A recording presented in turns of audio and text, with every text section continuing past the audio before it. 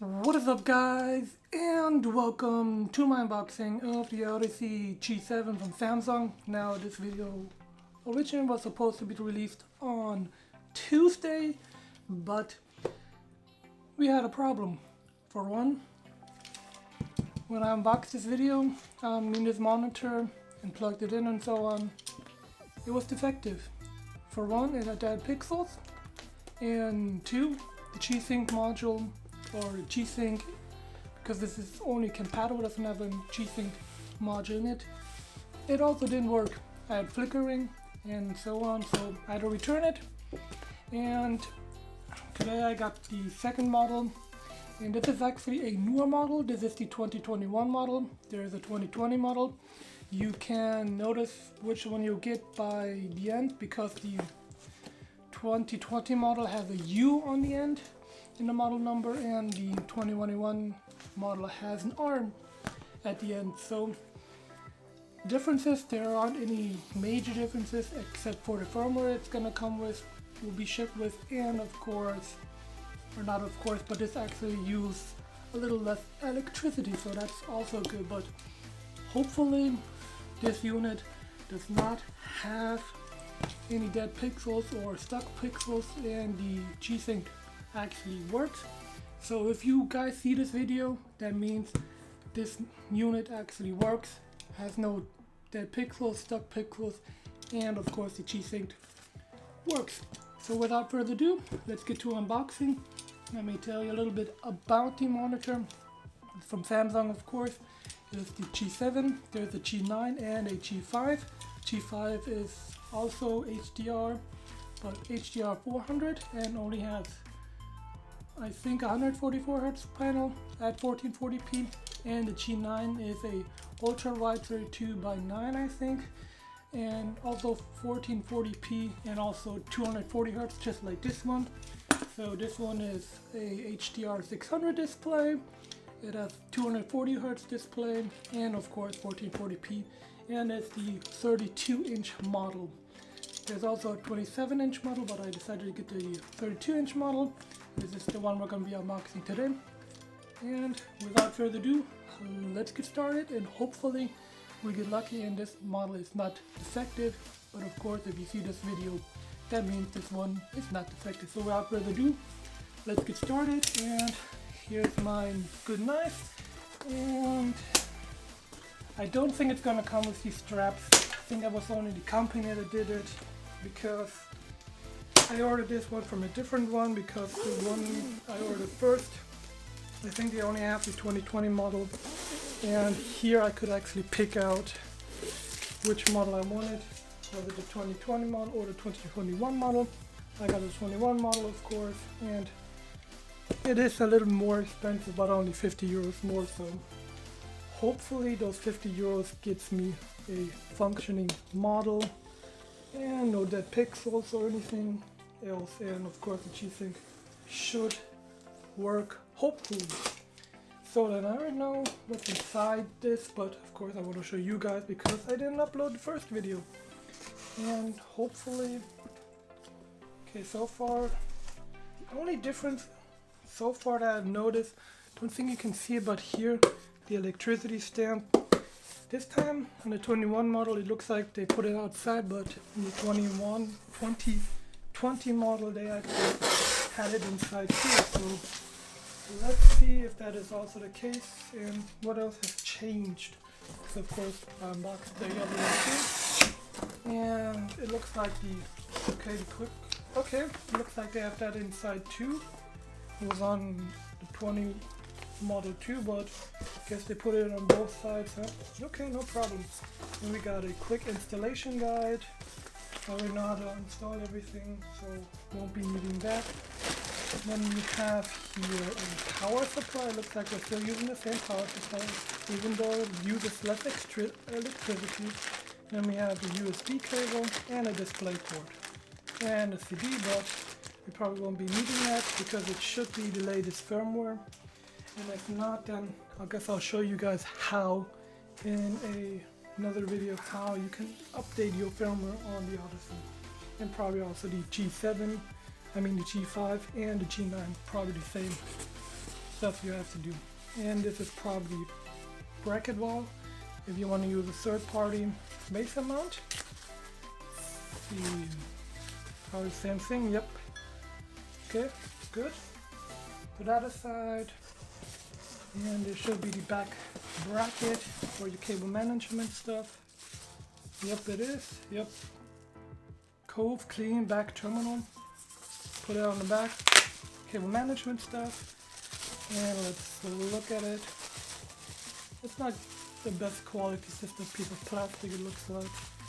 Wasn't able to use it before because of course I had to send my other unit back, but here it is. That aside. And let's get to the stand. There should be a stand. Let's get this one out first. Should be the bottom part. Yep. Stand base. Can you guys read that? Perfect. Okay. Now let's see. Of course I gotta unbox everything to make sure nothing is broke. Most important thing is that the monitor is not damaged or so. But of course if you see this video, then that means I got lucky this time. Wasn't unlucky like the first time, and we actually have a functioning unit. Which I hope we do have.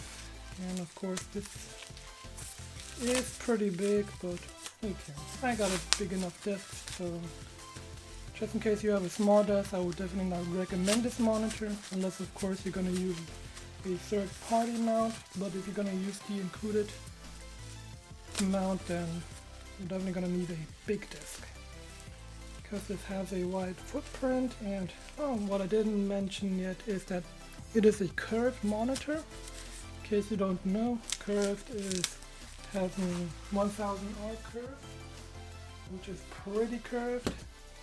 Most monitors only have an 1800 curve, but this one has a 1000 curve. So that's pretty cool. That's the bottom stand, and this should be the main stand, the body, yep. And we're missing one more thing. There we have it. Let's of course unbox this too. And then once we unbox it, I'm going to plug it in real fast for you guys. And then in another video, I'm going to get my first impressions of this monitor. Of course, the first one wasn't very good because I had problems, but hopefully this one is a lot better this time around. And hopefully there are no dead pixels or anything else. So far the unboxing experience is definitely the same. And okay, there's something new. Didn't have this on the original before. This tab here, see this one? Don't know what that means. Okay, yeah, we didn't have it before. Okay, I understand. Very naughty. Unbox this and let's see. One more thing is missing. It's the back plate, okay, and something for cable management. It's pretty good. And this does have RGB. It's the rear cover top, so that the RGB can light up a little better, I would say. See, comes in once you mount the stand, then that comes. Clip it in. Pretty easy. And I think that was it. So that means we can put that away, and then we can look at the monitor.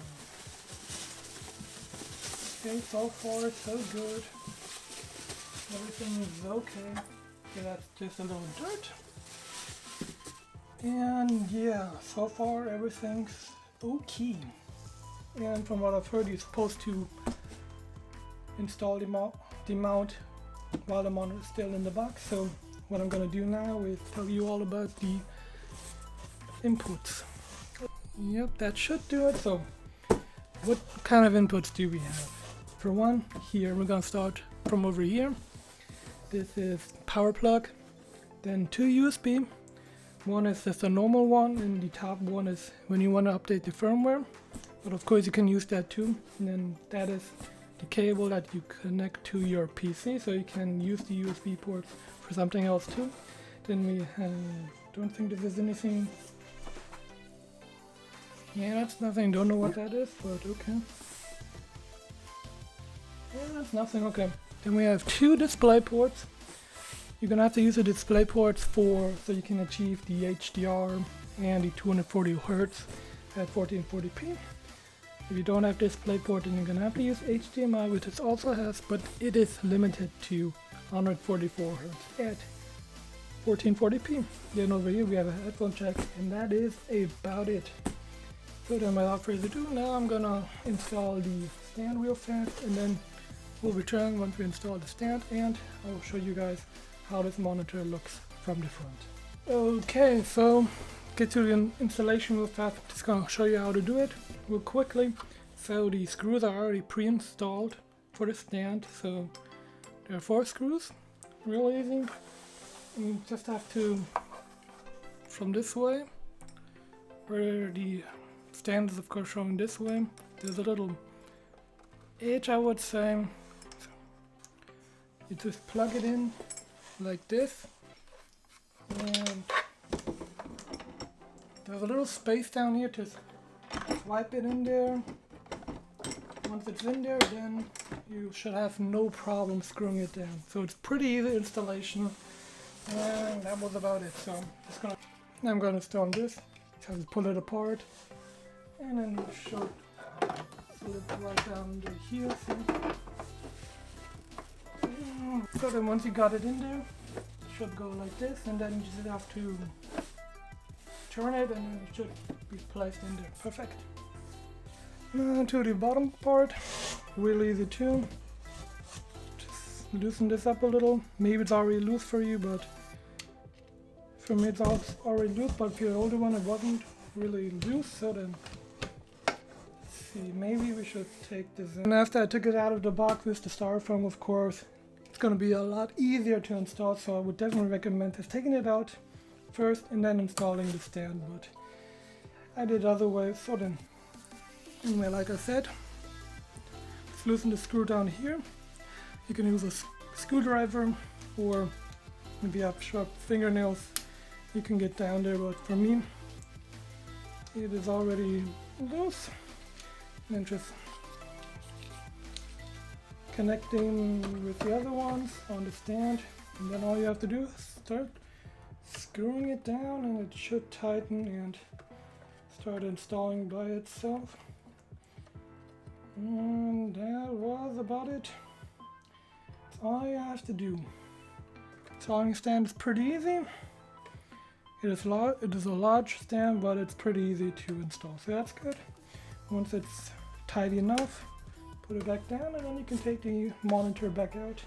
Okay then, now got everything plugged in except for this playbook, because I want to see if there are any dead pixels or so. And if it's the way I saw them before, at least the stuck pixels. And once I get stuck pixels, then nope.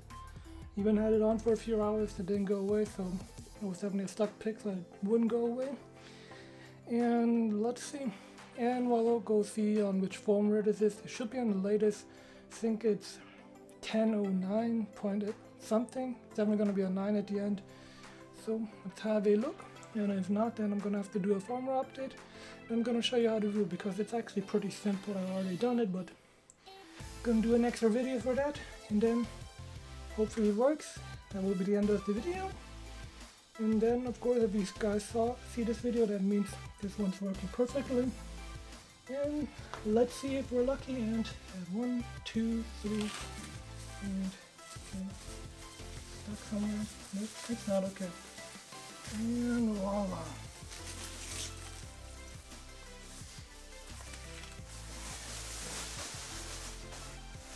Okay. Looks just like the other one did. Okay, so far so good. That's just some dust. That's just the sticker, that's why it's glowing down there, but otherwise this is going to be pretty good. And let's see. Down here is a little knob for control, and power this on. And let's see, will you power on or not? Come on. Ah, there it is, okay. Since we don't have anything connected to it, And this one's actually pretty free from at least stuck pixels. I don't see any stuck pixels. You guys probably can't see it either.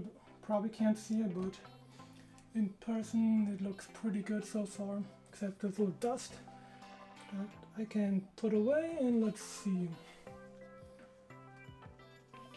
can see a little better. But so far, so good. Everything's okay, it looks like. Okay, that's just dust. Perfect. Everything's perfect so far. So let's go into the menu. The menu is at 60 Hz at the moment because I don't have anything connected to it. And for me, showing software update. Oh, okay. Current version is 10.10.3.